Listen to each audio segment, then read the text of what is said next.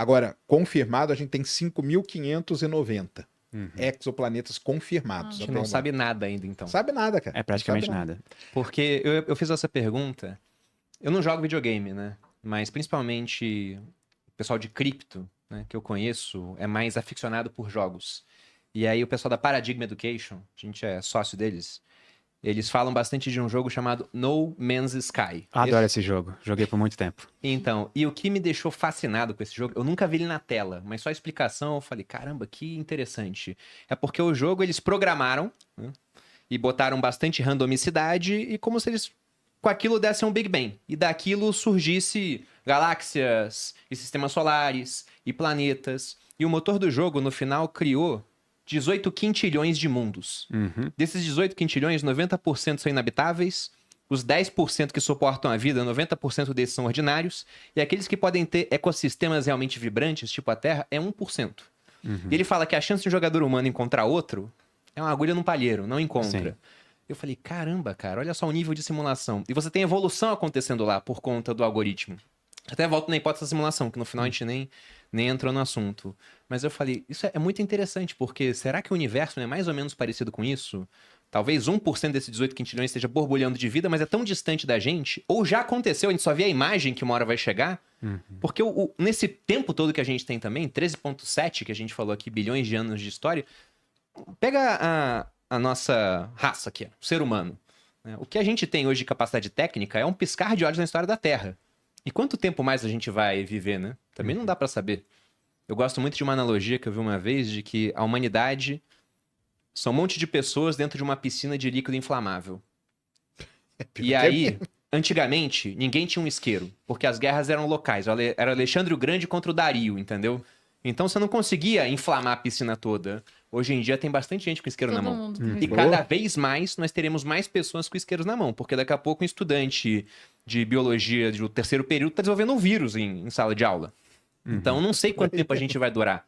Mas eu achei fascinante essa questão desse jogo. Você jogou, né? Joguei e ele usa um joguei sistema também. de... Jogou também? Eu joguei no começo. Esse jogo aí tem uma história muito engraçada, né? Porque quando ele foi lançado, criou-se todo um hype em cima do lançamento dele, justamente por conta disso. Que você ia chegar no mundo, você não sabia como que ele era, né? E aí ele ia sendo criado e tal, não sei o quê. Só que eles lançaram o jogo como beta ainda, deu toda uma treta lá no começo. Aí, mas você continua jogando? Conta aí, Pedro. Não, quando eles lançaram o jogo, assim, a grande vantagem dele era que ele tinha uma geração de universo procedural, que é muito parecido com o que é o Minecraft. Vocês já jogaram Minecraft?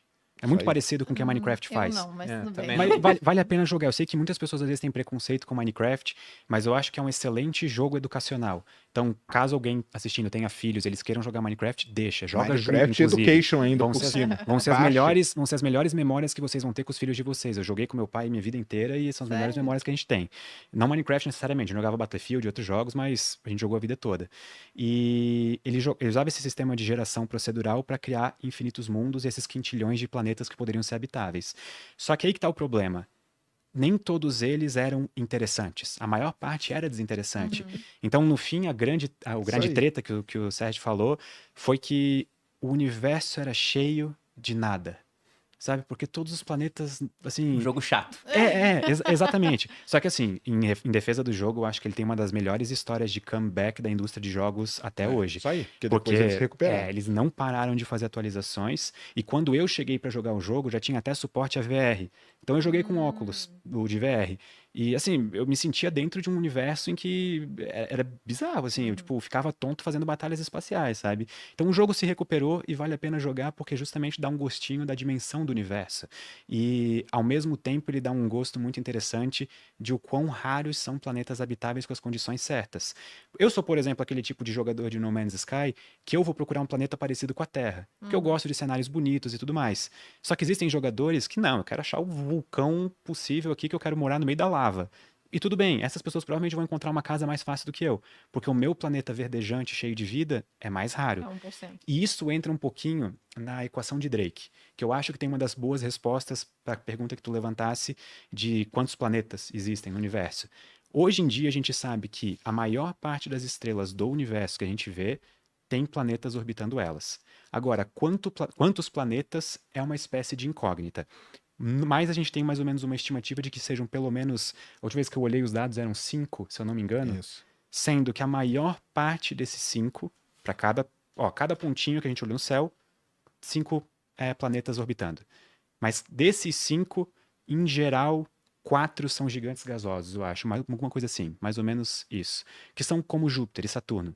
Não tem como ter vida, pelo menos até onde a gente saiba. A gente também não tem como viver nesses planetas. Então, a maior parte dos planetas que existe, esmagadora maioria, não são nem parecidos com a Terra no sentido de ser rochosos, de ter uma superfície que a gente possa pousar e fazer alguma coisa. Quem dirá, então, um planeta que nem a Terra? E essa analogia da piscina inflamável com o isqueiro na mão eu acho perfeita, porque ela simboliza muito bem o termo mais pesado da equação de Drake. Autodestruição. Exato. Quanto tempo uma civilização dura? A gente simplesmente não tem como responder isso, porque a gente é uma civilização que está agora, durando. A gente não tem entendimento de nenhuma outra civilização no universo, a gente não conhece nada, então o único ponto de dado que a gente tem somos nós mesmos. Só que se a gente for olhar para a história da Terra, a história da vida na Terra, e olhar para grandes civilizações passadas, que talvez seja um caminho de a gente entender melhor quanto tempo uma civilização dura, a gente vê uma duração de mais ou menos, era algo na ordem, se eu não estou enganado, o Michael Shermer, inclusive, que faz uns livros bem legais de filosofia, fez esse cálculo, era 180 ou 200 e poucos anos, a média. Agora, se tu for considerar a civilização moderna desde, vamos supor, a Revolução Industrial ou a Revolução Científica, a gente deve estar agora com uns 250 anos, por aí, né? uma coisa mais ou menos próxima.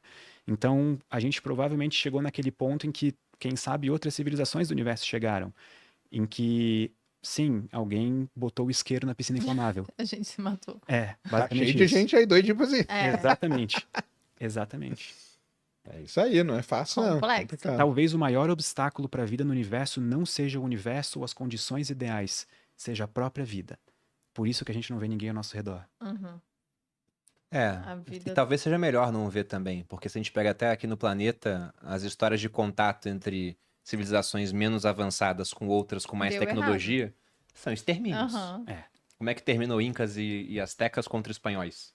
Morte dos extermínios. Domínio, É E, sempre inclusive- opressor, é sempre opressão. Mas poderia ser domínio, inclusive. Ó, se eles chegassem com rosas ao invés de arcabuzes, cavalos, né?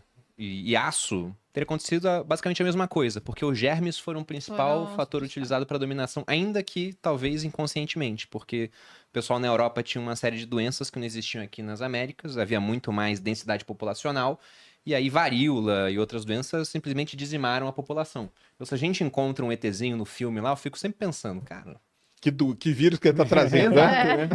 que tipo de micro-organismo tá vindo junto É isso com essa mesmo. forma de vida. Agora, voltando para essa questão da expansão do universo. Quando eu li Cosmos, do Sagan, ele, muito rapidamente, num livro que é extraordinário, na minha opinião, né, ele fala desde lá de trás dos filósofos gregos, Aristarco de Samos, aí Copérnico, vai trazendo, mas ele fala sobre o hinduísmo, dizendo que é a única religião que tem uma visão cosmológica mais interessante. Porque em várias religiões é meio que uma história do tempo abreviada, enquanto no hinduísmo eles têm os chamados dias e noites de Brahma, que são 4,3 bilhões de anos. E eu pensei, caramba, olha só isso, né, cara? Então eles falam que durante o dia o universo se expande e depois ele se retrai. A gente tem alguma ideia se é isso mesmo? Se ele se expande para depois se retrair ou não? Essa expansão ela pode ser simplesmente Infinito. infinita. Aí a outra grande questão que tem, que a gente chama que é o destino do universo. Qual que vai ser? Então, basicamente, são 4 grandes hipóteses, né? Você pode dizer assim, Sim, ou sim. ideias, né? Sobre como que o universo pode acabar. Então, a gente chama de Big Bang, né? Então vamos dar o nome de Big também. Então tem 4 grandes. Uma é o Big Freeze, que é o universo vai se expandindo, a energia vai diminuindo até que ele congela. Tá, Big Freeze, grande congelamento. Tem o Big... Aí Einstein estaria certo, virou estático. Sim. Pronto. O Big Rip, que é o grande, como sei lá que pode dizer, Rasgo. rasgo, né? O universo vai se expandindo, expandindo, não para de expandir a ponto que tudo vai se rasgando. Galáxias vão rasgando, planetas vão rasgando e tudo mais. Os próprios átomos se desintegram. Até desintegrar tudo. Esse é o Big Rip. Por que isso poderia acontecer? Porque vai expandindo, sem fim. expande demais. Entendeu? Vai Mas até expandindo, vai até expandindo. os átomos, por exemplo. Assim, eu não sei te dizer a parte técnica profunda do Big Rip, mas até a última vez em que eu li para os últimos vídeos que a gente fez de Destino do Universo, era porque a própria expansão do espaço fazia com que átomos se tornassem, o núcleo atômico se tornasse instável, a ponto de ele desmantelar, assim. Então, acho Só que seriam, é isso aí. Só que seriam trilhões e trilhões de anos. Mas é uma ideia. Uma teoria. Então é o Big Freeze, o Big Rip, o Big Crunch, que é ele voltar. Então ele se expande até um certo ponto, começa a voltar e se né, encolhe todo ali. E o Big Bounce, que chama. Porque existe uma grande... Lembra que a gente falou que o Big Bang, tudo bem, é um modelo e tal, não sei o quê. Existem outras ideias do universo. Então, uma das grandes ideias, que é do Roger Penrose, que é um físico muito importante, é de que o universo ele nunca teve um início e nunca vai ter um fim. O universo é cíclico. Então tem o Big Bounce. Big Bounce é o universo expande, depois ele volta, mas não a ponto de destruir. Ele volta até um certo ponto, depois volta a expandir de novo. Entendeu? Fica pulsando. Então são esses 4 bigs, né? Big Freeze, Big Rip, Big Crunch e Big Bounce, que seria o que o pessoal estuda como destino do universo, que a gente chama, que é como que vai acabar, né? Então essas que são as ideias. E o mais legal de tudo, em tudo isso, é que cada uma delas tem toda uma teoria, tem toda uma matemática, tá tudo de acordo com a física, tudo bonitinho. Tudo funciona. Tudo funciona Ou perfeito ali. seja, Nenhuma delas foi tornada falsa ainda? As 4 são possíveis? As 4 são, a gente não sabe o que. É que, as 4 fazem... Imagina que as 4 são resultados, vamos supor, de uma equação. Isso aí. Que são resultados possíveis e dependem das variáveis que a gente coloca na equação. Algumas dessas variáveis são, por exemplo, a distribuição de matéria no universo, ou o formato do universo, se ele é plano, se ele é esférico, algo do tipo. E até hoje em dia, se eu não me engano, a gente está cada vez mais próximo, assim, as últimas observações concordam que ele é plano, né? Então, Isso. no caso, o destino mais provável seria a morte térmica. Então, Isso. provavelmente seria o desfecho. Isso, Mas Big isso ainda Freeze. é, assim, pesquisa em progresso, sabe? A gente ainda está descobrindo esses parâmetros. Mas não é como se fossem 4 ideias que alguém chegou e falou, eu tenho essa ideia, ou eu tenho essa ideia. Não. São 4 soluções formais, soluções matemáticas mesmo, para um conjunto de equações ou para uma equação só que a gente consegue aferir e dizer, tipo, não, ok, vai ser um desses 4. Então tem uma base matemática toda, não é Tem, só um a cara que teve relatividade. uma... Exato, A base matemática e física é a relatividade. Não é só o Homer Simpson com a teoria do universo rosquinha. Isso aí tem nos gráficos, nos livros de física, de cosmologia. Isso aí, essa área, até para o pessoal entender, tudo isso aqui que a gente está falando é dentro de uma área específica da astronomia que chama cosmologia. Cosmologia é a área que estuda o início, a evolução e o fim do universo. Então, o que rege a cosmologia hoje é baseado na teoria da relatividade. Então, você pega a equação, começa a trabalhar ela, colocar esses valores e tudo mais, você chega e tem os gráficos que mostram esses 4 destinos que a gente chama. O pessoal não gosta de chamar de fim, não. O pessoal chama de Fate of the Universe, né? O destino do universo, qual vai ser.